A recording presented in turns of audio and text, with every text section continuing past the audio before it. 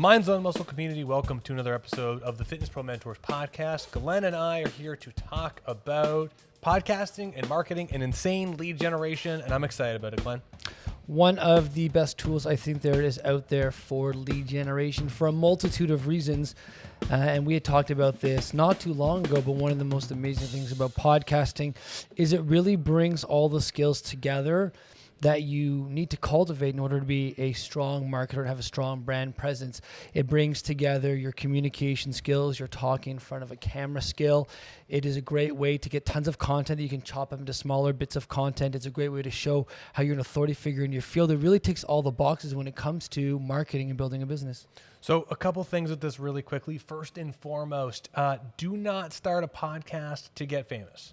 I want to throw this out there right away that if you're seeing Joe Rogan and all these people who are crushing their podcast right now, if you even have a handful of episodes after a couple of months, you're considered in the top percentile of success stories. If you even hit 100 episodes, you're in I think 1 or 2 percentile. It's absolutely insane. So the reality is first and foremost, most people will not take a podcast very far. And second, don't do it to be famous because right now there are so many podcasts. It's absolutely insane. As we've talked about in the sales copy episode, we want to make sure that you're not speaking to everyone, you're speaking to someone, and that's what this podcast is for. And lastly, just before Glenn and I jump into some particulars with this, podcasting and live streaming is not necessary for the success of your business or the organic growth of your business. It is not necessary. It is not a critical step. We have used it. A lot of our students are using it. There's some really cool stuff. When we talk about 20% of your efforts will bring 80% of your business, this is not one of those things. But what's great about this is an extremely efficient usage of your time to help create tons of content and lots of other options and lots of other skill sets. And I've personally used it for sure to help grow FPM. It's one of the big few things I've done, and it's worked really well. But I will say this, not a critical step. So if you're like, hey, I don't want a podcast, but I got to do it, you don't need to. This is more if you're like, hey, I got some time, I got some recording gear, I got some things, I want to make it happen. So just first and foremost. But Glenn, where do you want to start with this whole thing? Really quick, is it okay if we talk about getting your podcast set up and started before we get into anything else? Yeah. Beautiful. So I'll be honest with everyone here. Starting a podcast does not actually take that much time. There's a wide range of equipment that you can invest in and different hosting services you can invest in. You can do something as simple as your iPhone with a set of AirPods or even a plug-in microphone into your phone. Or you could do the whole shebang, kind of like we have here with a couple professional microphones, Rodecaster Pro, hub, nice fancy computer, a whole bunch of nice cameras that we use, and I think an Elgato Stream Deck as well. You don't have to have this stuff, even though these are nice perks. To get started, you only really need a couple things. Something you can speak into, record onto, and somewhere to host your podcast. Personally, we use podbean.com. Really, really simple setup. Took us maybe 5 minutes to actually sign up with them. And then from there, they have great tutorials that show you step-by-step how to take your information from your feed that they're going to give you and put it into iTunes and Spotify. Honestly, from beginning to end, even the most technologically struggling person, misguided person, whatever you want to call it, even the largest techno peasant, and I'm not a great tech person, Brandon is, but even the greatest techno peasant can get this all set up in a matter of minutes. It can honestly take probably no more than 30 minutes, an hour if you're really having a hard time. So honestly, don't need a lot of tech, don't need to go through a lot of different hoops, just something you can record onto and a place to host, YouTube, how to set everything else up, and from there, easy breezy lemon squeezy. Yeah, honestly, this microphone right here. Now, I actually just did a little training for our program, and I know several people who are literally using just the white Apple headphones recording into Zoom and have podcasts on Spotify and everywhere. Is it Apple Podcast? I never know what to call the Apple Podcast. Is that what it's called? Apple owns podcasts. I mean, it started there, but now everyone just calls it podcast. It's colloquial. All right. Well, now, so anyway, anywhere there's podcasts, you don't need a lot of gear because actually even those little simple white headphones and even these these headphones have kind of got it here. Those microphones are great, but if you want a little bit better quality and you're in a good sound controlled environment for $100, this Yeti microphone is the staple. In fact, I was just watching this great business guru guy who has $120 million in business, and he's still using this microphone. He doesn't even have all this stuff, and the reason why is because it's a great microphone. It's a USB microphone. It plugs straight into your computer, and it's extremely easy. And honestly, Glenn's been repurposing some of our content, which we'll talk about, that we did with Minds on Muscle a year or so ago. And Glenn and I, the two of us, just like we are here, recorded in this microphone like so. And we even did an episode with Taylor where there were three of us talking into the same microphone, and it sounds absolutely fine. So the tech side of it is a learning curve, but it's not necessarily a barrier. There are some very simple steps. And if you have any questions, reach out to us. Glenn and I are happy to guide you with the software and introductory tech. Honestly, it's pretty straightforward. Yeah. And outside of that, I mean, once you've got the tech, all you got to do is figure out what you really want to talk about. And you've probably heard us talk about this almost endlessly in this podcast, which is if you know your ideal target audience and you've been listening to your clients and they've been telling you what they've been struggling with, you can come up with hundreds and hundreds and hundreds of episode ideas. And I'm not kidding you. We keep coming up with new episodes to do every week for the Minds on Muscle show, talking about building people's businesses with marketing, because there's an endless amount of things that we can talk about. You can start very, very satellite view, talking about what is exercise, what is pain, what is fat loss, what is muscle growth.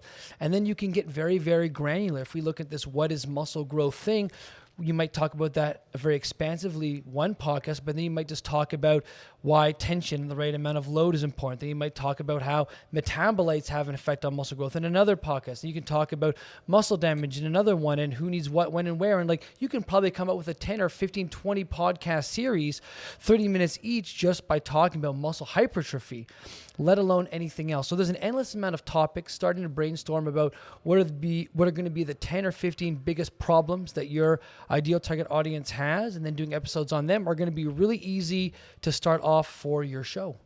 Now, the thing about this, what Glenn's talking about, you have to make sure, and comes back to target audience stuff, but you have to make sure that you're really speaking to an actual solid pain point that lots of people have.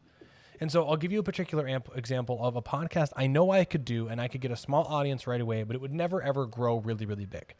I carved out a niche accidentally in the drum industry. I literally created a YouTube video ad hoc because a buddy of mine had a sore back from playing drums and it pissed me off. So I talked about some drum set ergonomic stuff based off of the stuff you guys have learned at RTS. And it was so basic and straightforward. You can even find it, look up drum mechanics, drum throne performance or something like that. And it got like 150,000 views, and it got me a book deal with Modern Drummer Magazine and a bunch of like really cool stuff. But that market, right? Think about that. It's drum set world. And in drum set world, which is already not a gigantic market unless you're making drum sets, it's drum set ergonomics. So you're like taking this small market of drummers and speaking to a very small group of people. It allowed me to get a lot of viewers in this program. The drum set ergonomics world let me grow things, but honestly, that exact market, which is a real pain problem for a small group of people, will never be lucrative.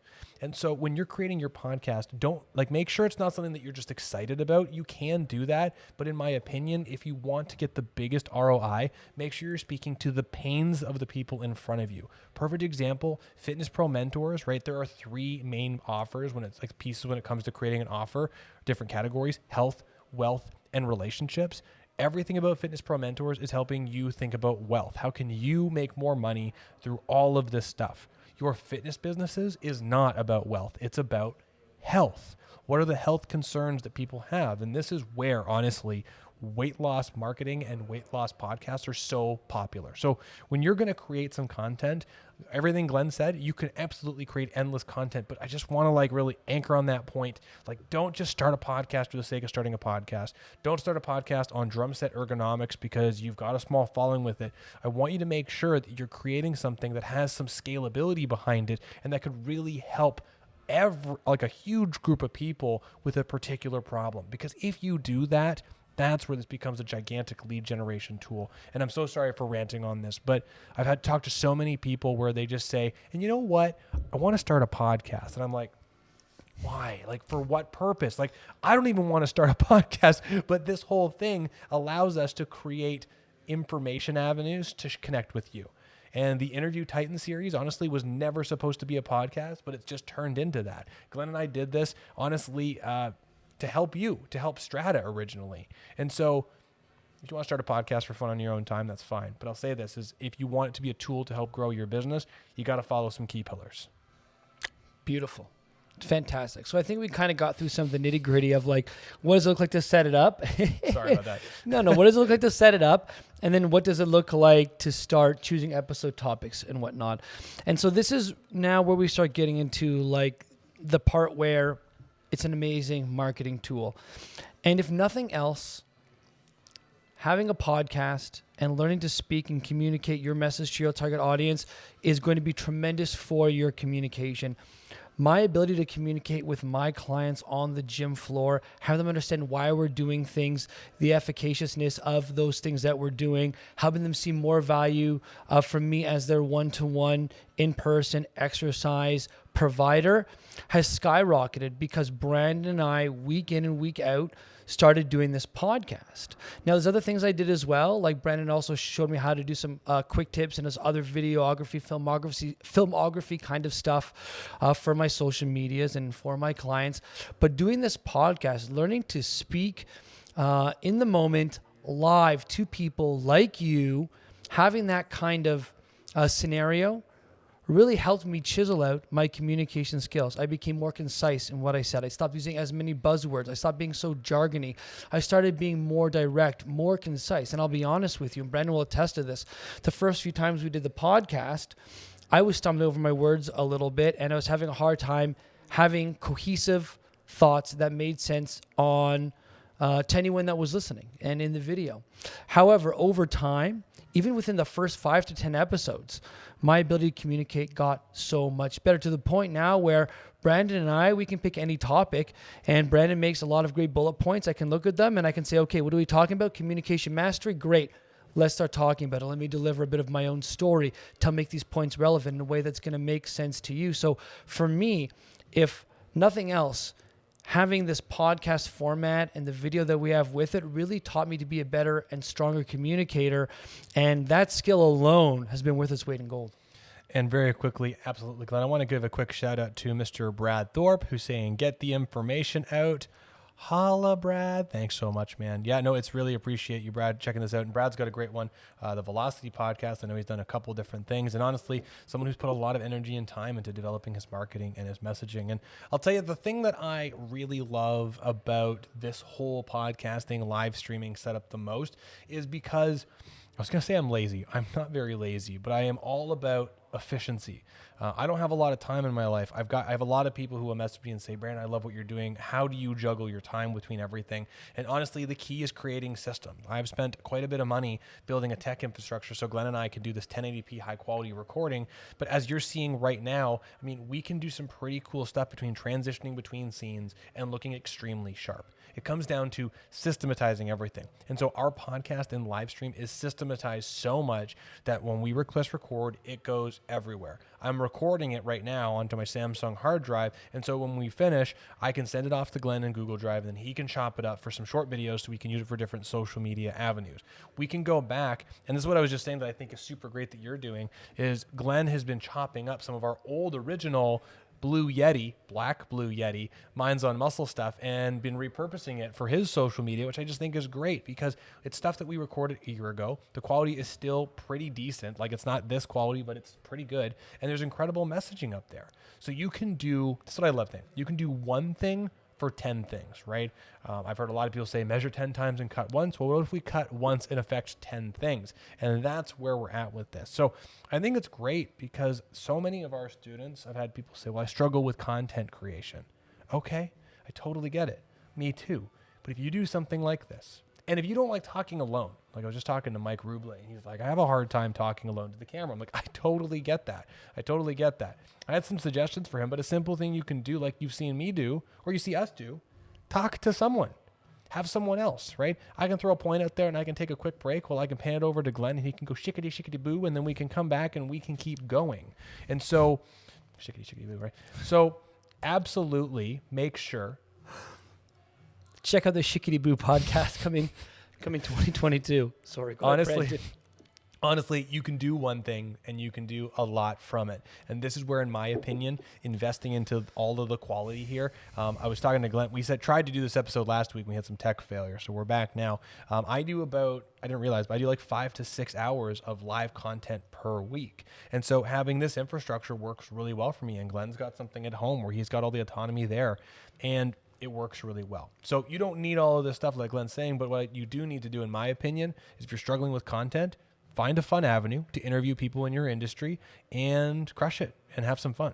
See, it's funny because I was going to say go the opposite route. I think if speaking to the camera by yourself makes you feel uncomfortable or it's weird or you're struggling to keep up with it, it's something that you ought to be trying and doing more often, because at the end of the day, speaking to the camera and being able to do that for 20 or 30 minutes at a time is the same thing as doing a live webinar or a live seminar. It is communication, mastery over time, be able to stay in a flow and be able to keep on a subconscious level track of what's going on, while at a conscious level still be able to present and share information. And I think it's still an invaluable skill. I mean, none of us that started doing podcasting or video content recording or doing live and in-person seminars or webinars, none of us started off being able to do this with this level of skill and this level of fluidity. You know, my first experience with speaking in front of people was, I remember very vividly, I think it was grade 5. And we did speeches at school. So the way things used to work in public school was you would have a speech unit in your language, in your English course, whatever that might be. And everybody had to, in the class, come up with a short speech. You know, grades 5, 6, 7, and 8 at our school, everyone in every class had to do a speech. And the best one in each class then went in front of the whole school and they presented their speech. And so because our school had, I think, multiple classes for grade 6, grade 7, and grade 8, there was something like 7 to 8 speeches and each person got to present in front of the school. Well, I did a speech on having twin sisters. You know, my dad's a twin, gave birth to twins, so twins run into my family. And I did a speech on what it was like to have twin sisters. And it was only 2 minutes long and it felt like forever at the time. But that experience, even though it was really, really difficult for me at the time as somebody who was like 10 or 11 years old, to go speak for 2 minutes about his twin sisters in front of 400 or 500 students, like that was really, really stressful for me. But that one experience, having gone through that stressful time in my life, if I make it sound like a huge event, going through that stressful time in my life was really the first exposure I had. Even though it was really uncomfortable and I flubbed all over on my words and I barely made it to 2 minutes, it really showed me like, hey, I have this ability to speak in front of people and maybe other people don't have that. And I remember being able to do that in high school and carving that a little bit more, to the point where in university, I know I'm going off a little bit right now, but I hope this really hits home for people that are struggling with any sort of public speaking or communication. In university, in my 4th year level courses, I was one of the only people that would ever do their presentations without reading off cue cards, without reading their notes, just by looking at the screen, looking at my PowerPoint, and then being able to articulate off there and share that information that I learned really, really well in a seamless way to my colleagues. And because I had that experience, and because Brandon's been helping me chisel out my ability to communicate even better and even stronger, I now have this ability to communicate with anybody about almost anything that I have expert level intelligence and knowledge in seamlessly, whether that is video games that I play or movies that I watch or complicated exercise stuff. I can now make that relevant to people in such a way that it's amazing. And I'm so grateful I have the skill set, because honestly, think about all the other personal trainers that you know and all the other exercise professionals that you've ever known. How many of those people that you know could do a half-hour long presentation? How many? Honestly, I would say of the people that I've ever met, probably 1 in 20, maybe 1 in 25. And that's partly because I surround myself with people like Brandon, people like Greg Mack over at the Certified Muscle System Specialist course, Exercise Pro Education. I just happen to know people that are great at doing that because I surround myself with other awesome exercise professionals. If you're at a facility where it may be a Good Life or a LA Fitness, a big box gym, there's a good chance that one of those 30 trainers can't even do that. Right? And so this is going to make you a cut above. Completely reinforcing, I mean, that this avenue of podcasting can absolutely dial in your communication and help you get over the fear of speaking. And in fact, I interviewed one of our students, Ahmed, that Glenn was working with, and another student Glenn was working with, Daryl Richards.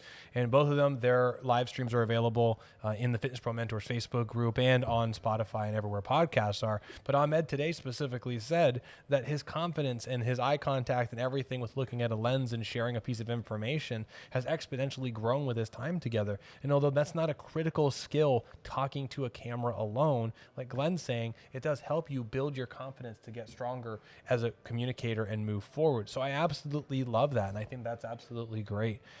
I was kickstarted. What were you gonna say? No, go ahead, Brandon.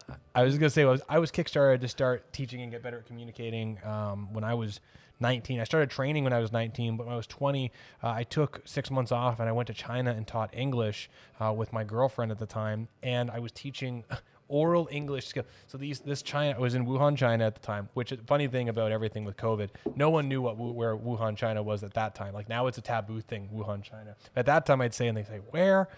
I was in engineering school, and they didn't want English professors. They just wanted native English speakers to come and present there. So I was teaching oral English and presentation skills, ironically enough, to all of these students in the engineering program.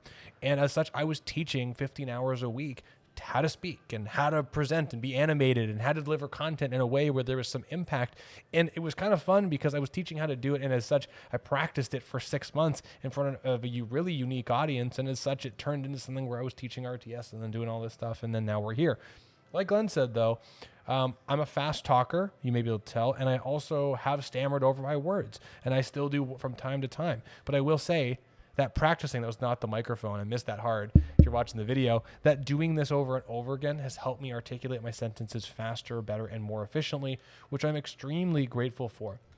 Now let's shift gears here for a second.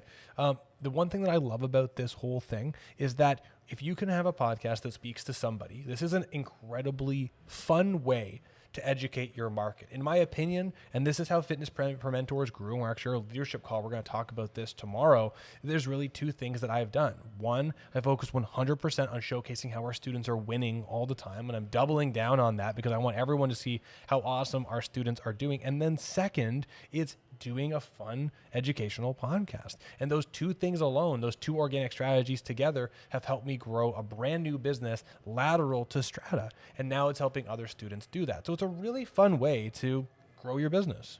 The community aspect of this is huge. It's absolutely huge. And one of the reasons that we love doing the podcasting thing is because it opens up every avenue for you to build your community in so many different ways. So to give you an example, we in our Facebook group for Strata, our client-facing one, we do live interviews, and I've been trying to do one every month. I'm trying to bump it up now to 2 a month because they've been really, really great for helping us build community.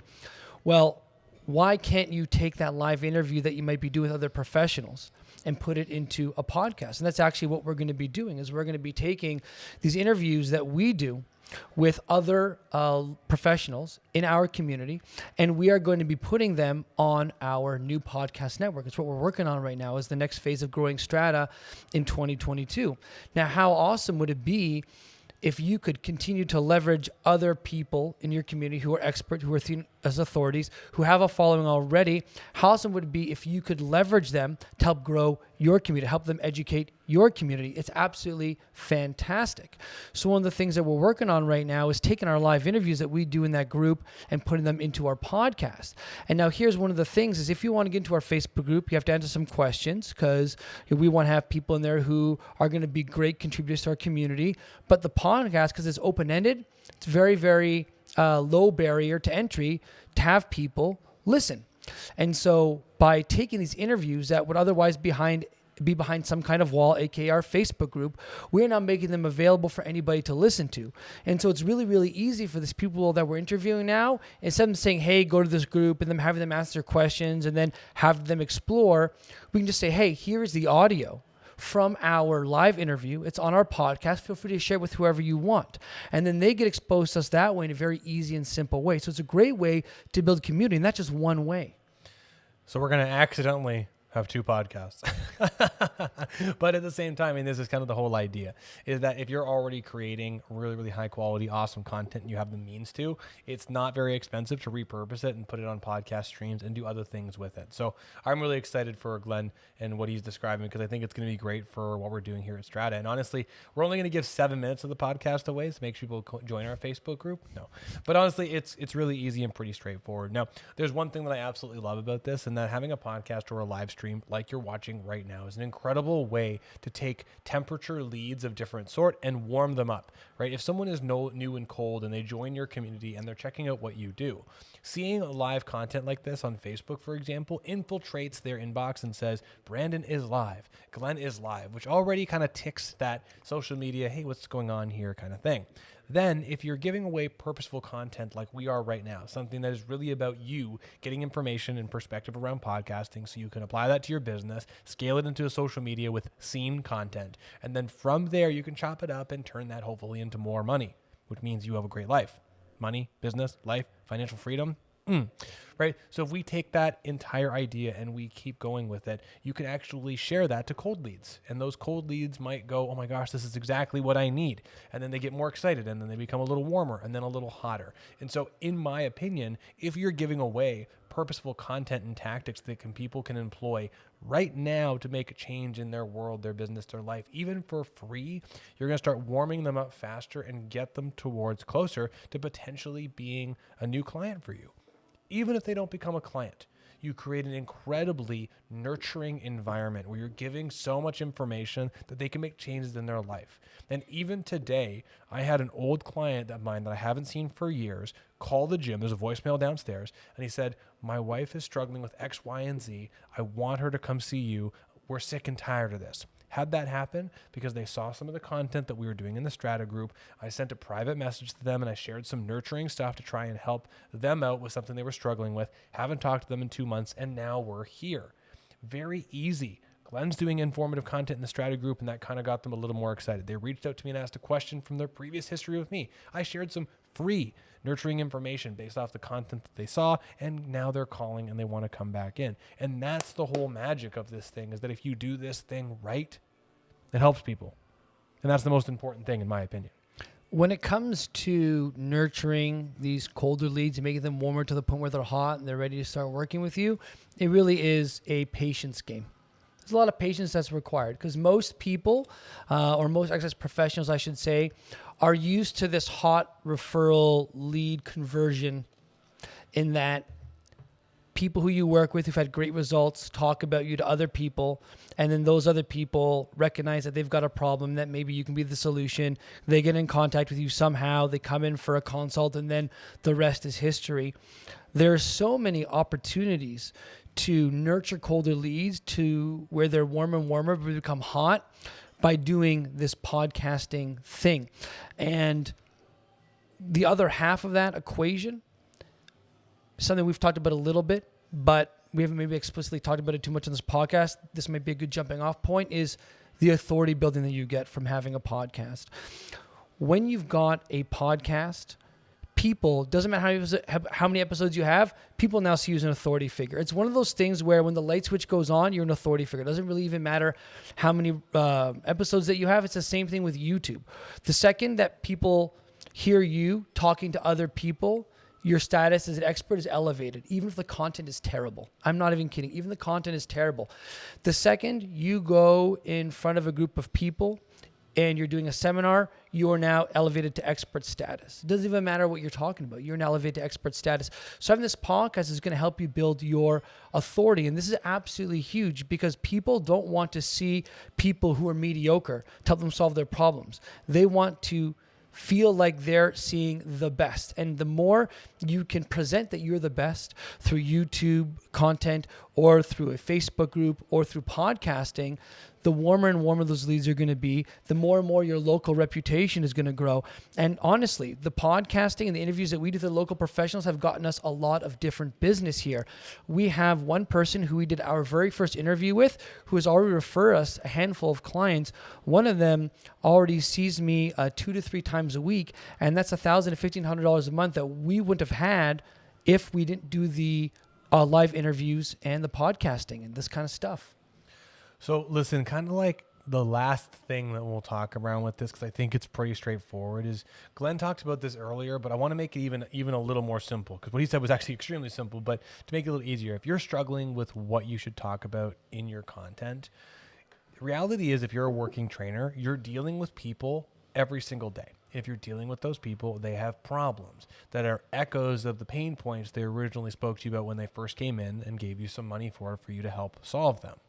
If you are hearing consistently of your clients that are people struggling with aches and pains, all of a sudden, all of them are talking about ketogenic dieting because they heard it helps to reduce inflammation. Oh my gosh.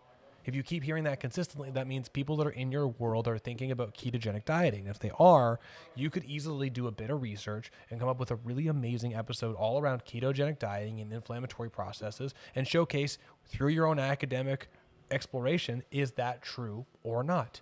That is a really current event episode that would be super easy for you to showcase with all of your clients. So from there, you can easily make more episodes like that. Talk to your clients about what they're struggling with and what they're not.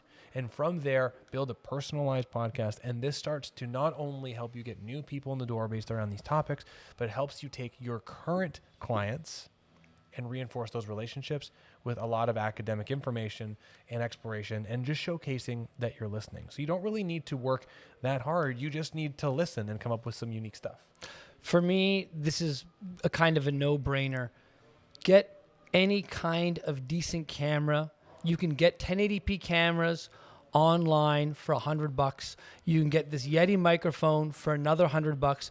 You can set it up in your home studio. It doesn't have to look amazing. It has to look decent, kind of nice. And from there, you can start recording and creating a podcast.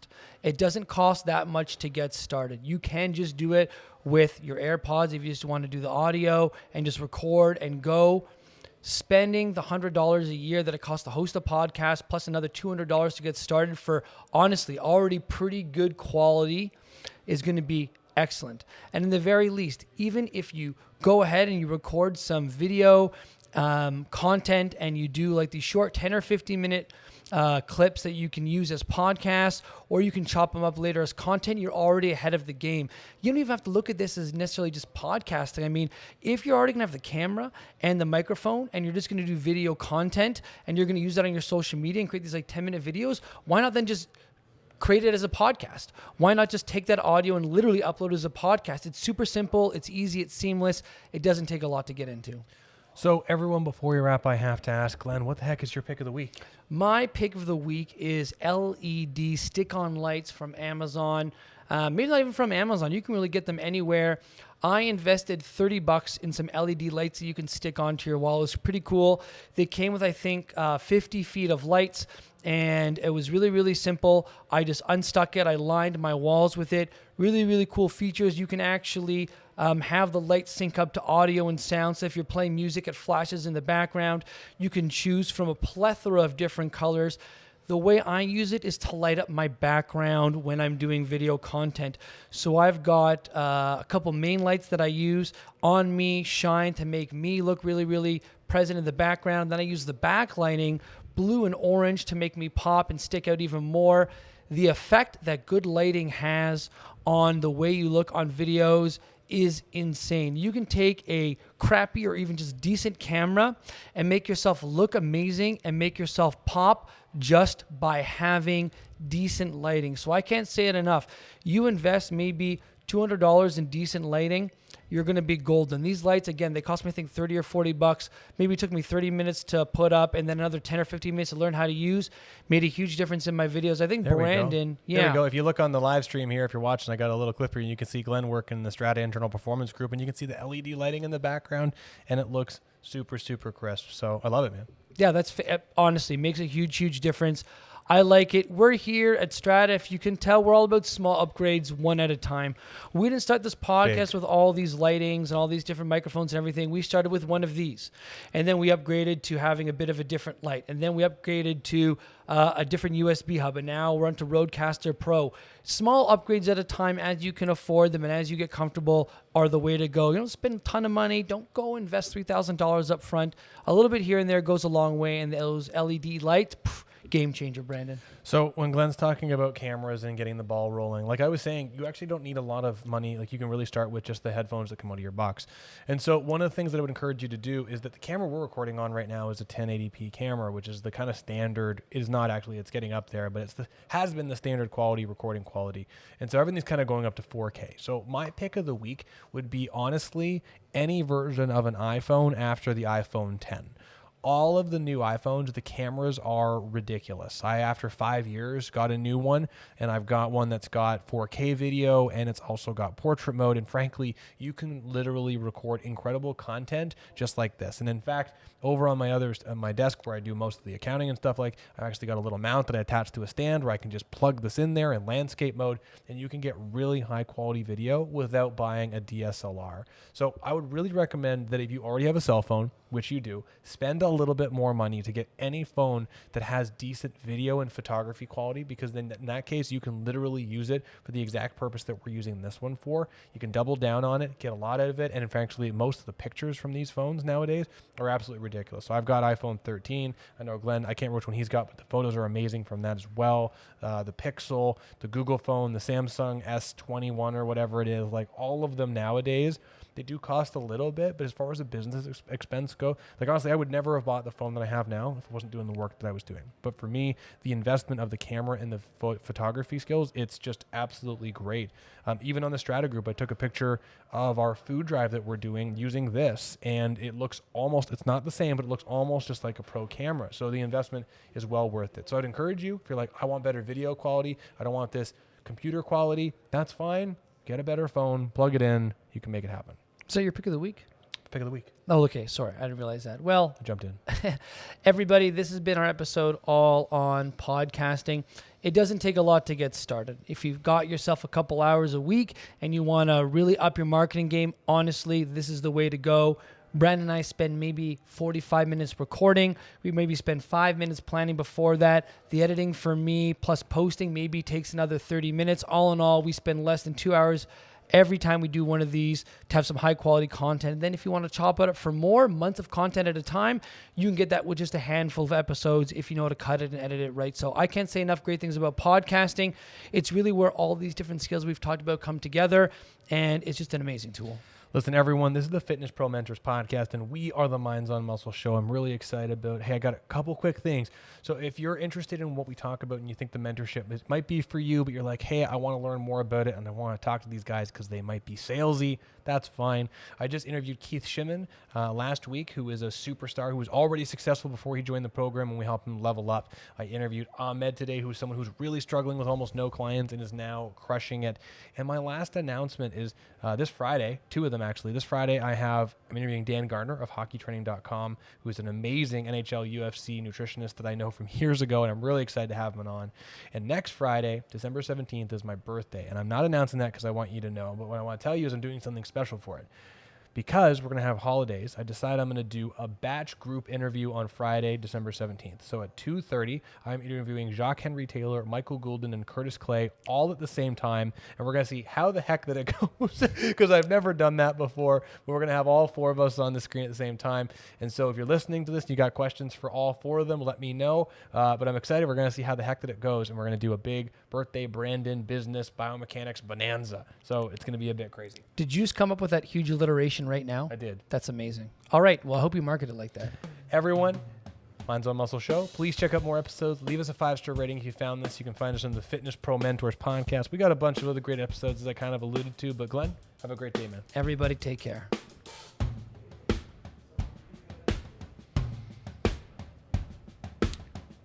And don't forget to subscribe, please.